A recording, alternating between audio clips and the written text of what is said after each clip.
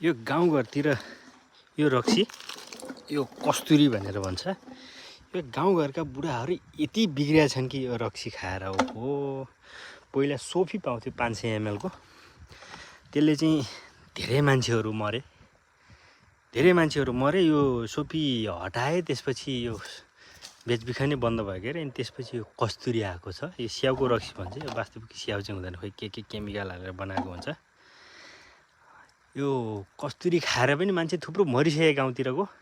तैपनि खान छोड्दैनन्, बेच्न छोड्दैनन्। अहिले सचेत मान्छेहरूले चाहिँ खान बेच्न प्रतिबन्धन पनि गराइसके। अनि हाम्रो गाउँतिर चाहिँ आनन्द छ, कसैलाई मतलबै छैन। खानलाई झन् मजा भइरहेछ, बेच्नलाई पैसा आइरहेछ, झन् मजा भइरहेछ। यस्तो यो बाटामा यो घरमा गाली गर्नेहरूले, बुढीहरूले गाली गर्छन्, अब कराइहाल्छन्, मार्छन्। अनि त्यसपछि पसलमा किन्ने, गोज्या खुसुक हालेर आउने, पसलमा खानु नि अलिकति अब कसले देख्छन् बेजेत होला भन्ने होला। अनि त्यसपछि आउने बाटातिर यतातिर मान्छे छन् कि छैनन् भने यसो स्वाट्ट पार्यो। अनि त्यहाँदेखि यसरी यो हुर्याउने। यो पहेरोभरि छ, यो आउने जाने बाटोभरि कच्चा यो बाटो हिँड्नेले खाने। यस्तो छ, बिग्रे गाउँतिरको बुढाहरू बिग्रे। कस्तुरीले कुन दिन